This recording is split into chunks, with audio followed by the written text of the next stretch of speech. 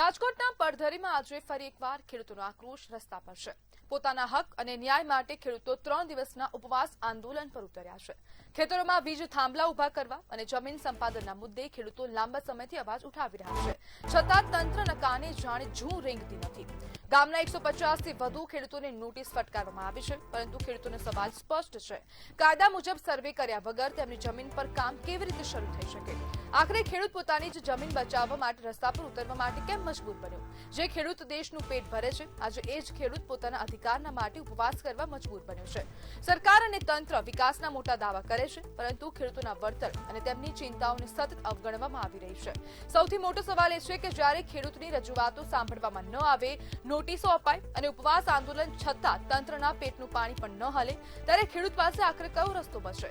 ખેડૂત રસ્તા પર શોખથી નથી ઉતરતો, પરંતુ જ્યારે ન્યાયના તમામ દરવાજા બંધ થઈ જાય છે, ત્યારે આંદોલન જ તેની છેલ્લી આશા બની જાય છે। અને તેને જ માટે રાજ્યનો ખેડૂત છેલ્લા ઘણા સમયથી લડી રહ્યો છે। અને એક મુદ્દો હાલ ખૂબ ચર્ચાના વિષયમાં છે કે વીજ પોલના જે થાંભલા છે, વીજ થાંભલા છે, તે ક્યાંક ને ક્યાંક ખેડૂતો માટે એક શ્રાપ મુજબ બની ગયા હોય તેવું લાગી રહ્યું છે, કારણ કે રાજ્યનો ખેડૂત છેલ્લા ઘણા સમયથી આ લડત આપી રહ્યો છે, છતાં પણ તંત્રના પેટનું પાણી હલતું નથી તેવા પ્રકારના આક્ષેપો ખેડૂતો કરી રહ્યા છે। અને આ મુદ્દે આપણી સાથે ચર્ચા કરવા માટે ખેડૂત આગેવાન મહિપાલસિંહ જાડેજા જોડાઈ ગયા છે। મહિપાલભાઈ, ખેડૂતોએ નવી વળતર નીતિ જાહેર કરી છે, છતાં પણ ખેડૂતો વિરોધ કેમ કરી રહ્યા છે? જી નમસ્કાર બેન, આપનો આભાર ખેડૂતોનો અવાજ બનો છો એ બદલ।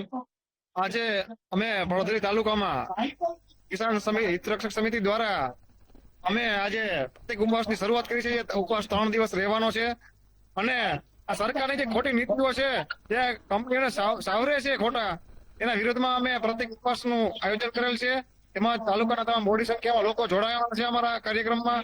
અને ખેડૂતોની એક જ માંગ છે કે જે ખેડૂતોની જમીન છે, અત્યારે કરોડો રૂપિયાની કિંમતની જમીન છે, જે થાંભલો નીકળવાથી મફતના ભાવે વેચાય છે, તો આ સરકારને કઈ વાંધો શું છે?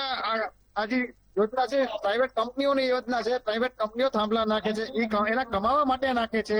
સરકારમાં હસ્તક્ષેપ કરીને ખેડૂતો હેરાન કરવા માંગે છે, તો અમે એવી માંગ છે કે આ વળતર 4 ગણું કરવામાં આવે અને બજાર ભાવે 4 ગણું કરવામાં આવે।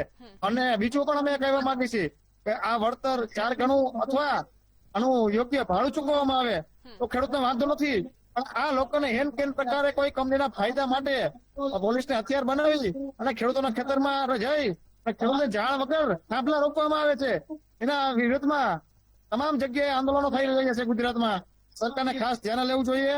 ખેડૂતોનું આંદોલન બંધ ક્યારે થાય કે ખેડૂતોની યોગ્ય માંગણી સંતોષાય? અમે પણ એવા નવરા નથી કે અમે આંદોલન કરી રાખી, પણ અમને અમારી પીડા છે, અમારી વ્યથા છે, એને લઈને અમે આંદોલન પર બેઠા છીએ, ઉપવાસ ઉપર બેઠા છીએ। મહિપાલભાઈ, ખેડૂતો સરકાર તરફથી બે ગણું વળતર આપવાની વાત કરવામાં આવે છે કે બજાર કિંમત જેટલી હશે તેનું 2 ગણું વળતર મળશે, તો ખેડૂતોને 2 ગણું વળતર પોસાય એમ નથી? યોગ્ય વાત એક કહેવા માંગુ છું કે આપણા બાપ દાદાએ જમીન બચાવી છે, પેટા પાટા બાંધીને બચાવી છે। એ જમીનનું 2 ગણું વળતર એટલે ખેડૂતો માટે કાંઈ ન થયું। અમારી એવી માંગ છે કે 4 ગણું વળતર કરો અથવા એને ભાડા કરાર ઉપર ભાડા આપો, ખેડૂતોને મંથલી ભાડું આપો। મહિપાલભાઈ, ખેડૂતો સમાધાન માટે તૈયાર છે? હા, એ વાત એકદમ ખોટી વાત છે।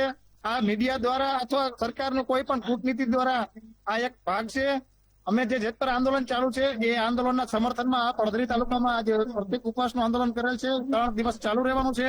તમામ પાર્ટીના આગેવાનો પણ કહ્યું છે, તમામ ખેડૂતોને કહ્યું છે કે તમે જોડાઓ અને આ આંદોલનને મજબૂત બનાવીએ અને આવનારા સમયમાં સરકારને ઝૂકે એવા પ્રયત્નો કરીએ। અને જે સરકારને આમાં વિરોધ પણ નથી, પણ સરકાર ખોટે હસ્તક્ષેપ થઈ અને વચમાં ખેડૂતને હેરાન થાય છે। આમાં કંપનીઓને ઘરના પૈસા દેવાના છે કે આ 1 વર્ષનો નફો છે, 1 વર્ષમાં કમાઈ અને બીજા રૂપિયા પણ ઉપાડી લેવાની છે, તો આ ખેડૂતને દેવામાં વાંધો શું છે આ લોકોને, પ્રાઇવેટ કંપનીઓને? મહિપાલભાઈ, આપની પાસેથી એ પણ સમજવું છે કે જ્યારે જે વળતર છે તે વીજ કંપની આપી રહી છે, સરકાર એમાં હસ્તક્ષેપ કેમ કરી રહી છે?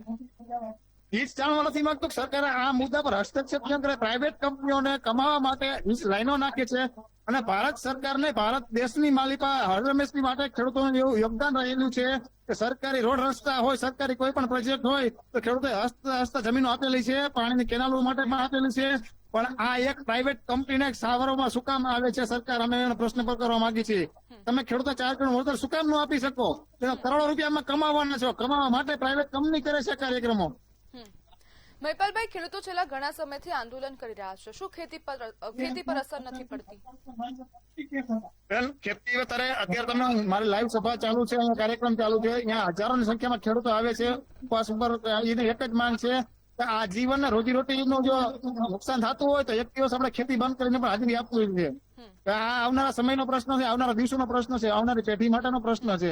તો આપણે અત્યારે નહીં લડીએ તો ક્યારે લડશું? મહિપાલભાઈ, ખેડૂતોની આગામી રણનીતિ શું છે?